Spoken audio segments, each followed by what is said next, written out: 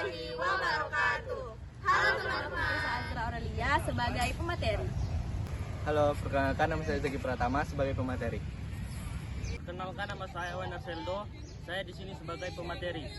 Perkenalkan nama saya Carlos Pato, saya sebagai pemateri. Halo semuanya, saya Dewi Clara Sinaga sebagai pemateri.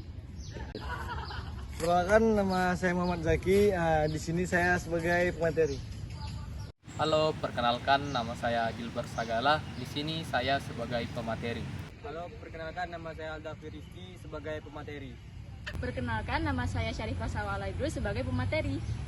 Hai, perkenalkan saya Cici Amelia Deprita di sini sebagai pemateri.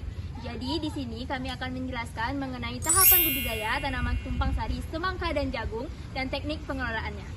Berikut videonya. Tengah keterbatasan lahan dan tantangan cuaca yang makin tak menentu, petani dituntut untuk berinovasi.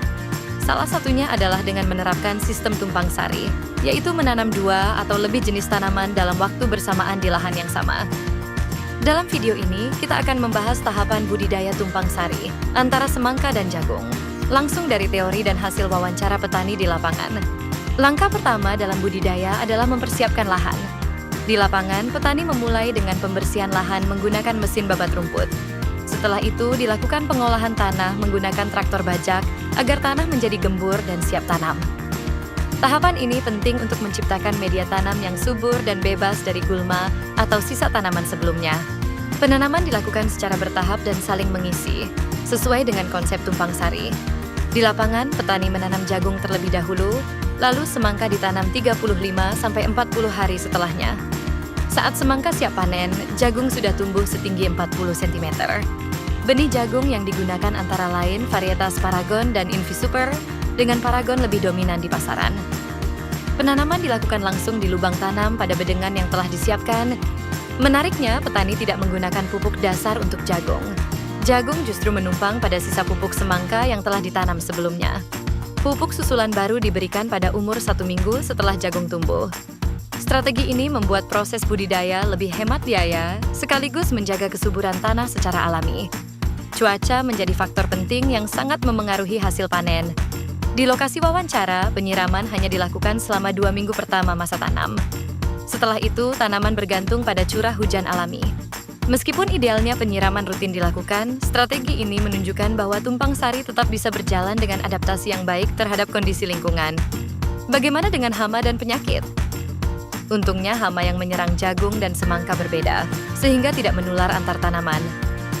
Pada jagung, hama utama adalah ulat daun dan ulat buah, yang diatasi dengan penyemprotan insektisida alami maupun kimia setiap 3-7 hari tergantung tingkat serangan. Pada semangka, waspadai serangan kutu kebul yang bisa muncul dari rumput sekitar.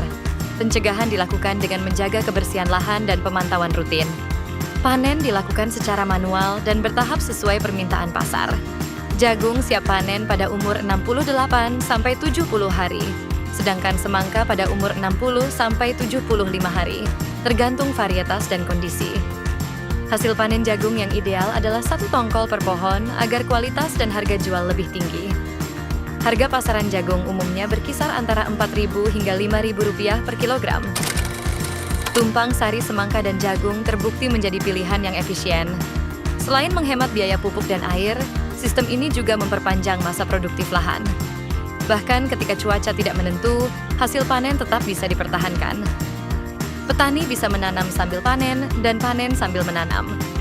Inilah bukti bahwa dengan teknik dan manajemen yang tepat, tumpang sari bukan hanya strategi, tapi masa depan pertanian berkelanjutan.